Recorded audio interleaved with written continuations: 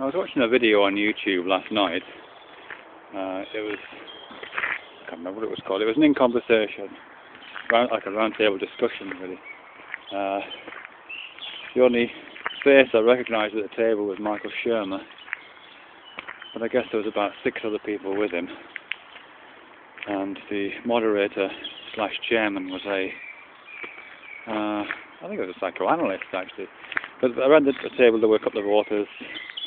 I think it was a biologist, a Jungian analyst, 1 or 2 other people I couldn't identify.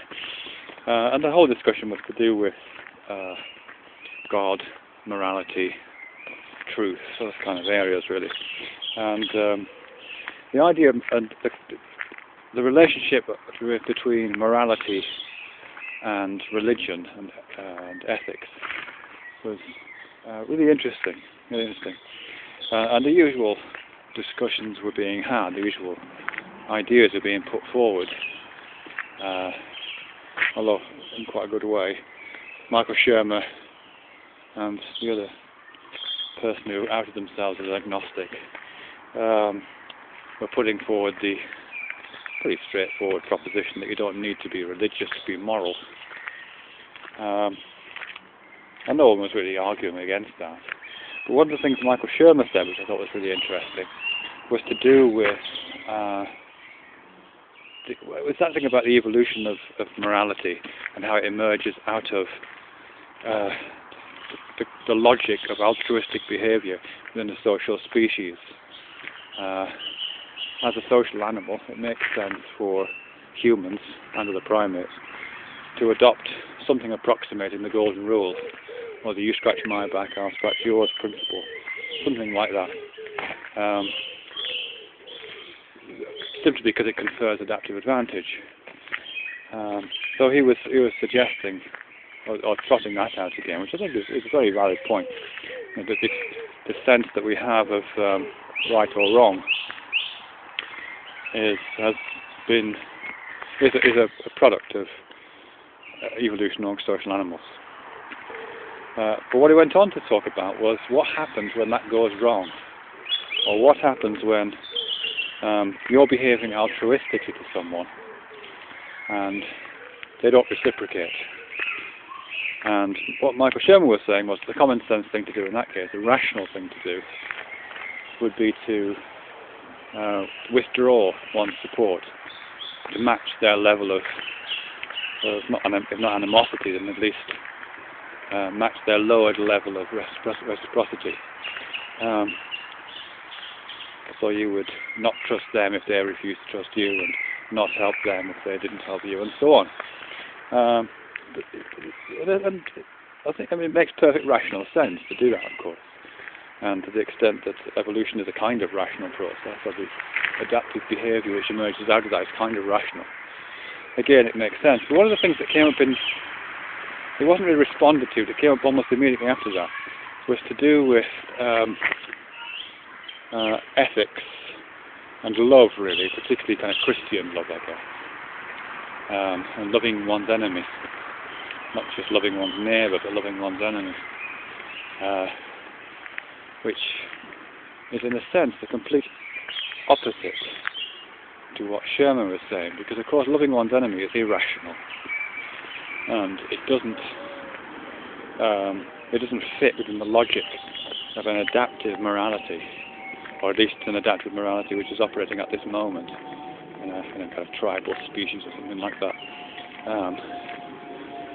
And the various examples were cited, one of which was William Wilberforce, the campaigner against the slave trade in the last century, who is supposed to have had some kind of almost divine, well, I guess it was divine, revelation, which kind of commanded him to go and become a campaigner against the slave trade.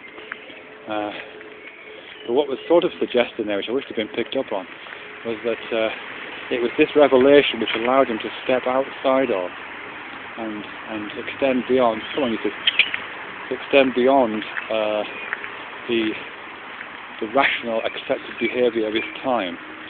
So it wasn't simply reciprocating accepted behaviour within the particular tribe he was a member of, but he had a kind of aspirational morality, or he saw a different morality with a wider compass than he was familiar with, and which was at that time considered to be rational. The other example, I think, was the biblical phrase about going the extra mile, which is, I think, was explained as being something that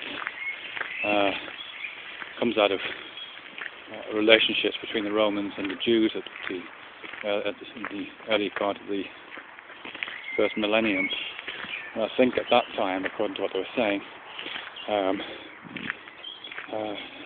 a Roman who was perhaps weighted down with bags could order a Jew to carry his bags for him, and the Jew would have to obey, but only for a distance of a mile, at which point the Jew would throw down the Roman's bags and be in high dudgeon about the whole thing. And I think, I don't know if it was Jesus that said this or somebody else, but the Jews went to Jesus or somebody else and said, "What should we do? This isn't fair." And their advice back to them was, go the extra mile. Don't throw the bags down after that mile. Continue. Keep carrying them. The idea being that act changes the nature of the relationship from one of servant and master, or underdog and oppressor, to one of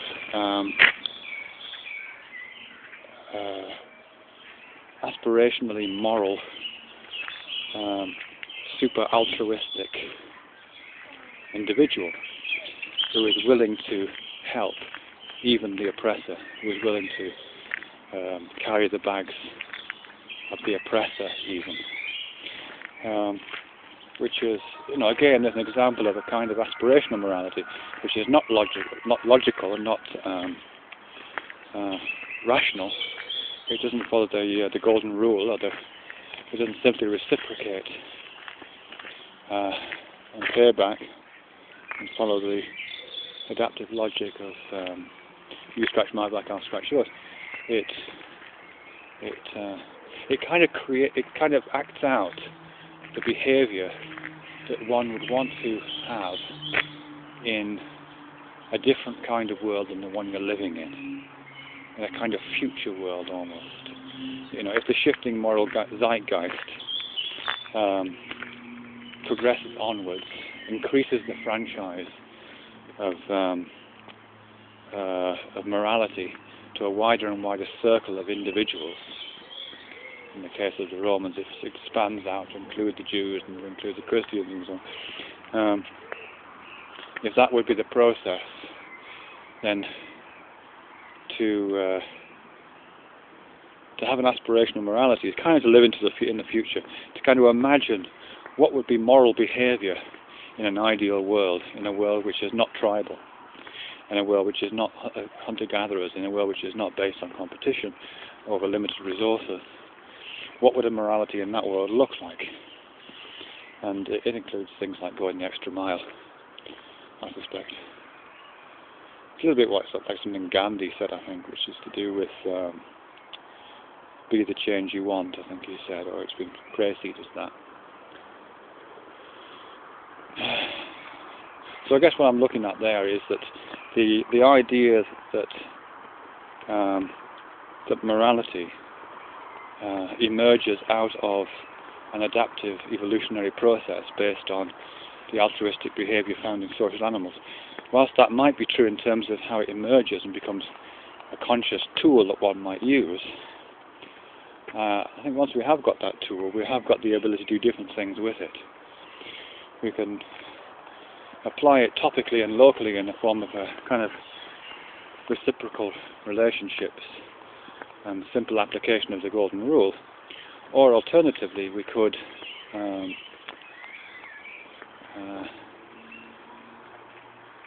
of build a time machine with it, prepare the morality that we would like to have. Maybe.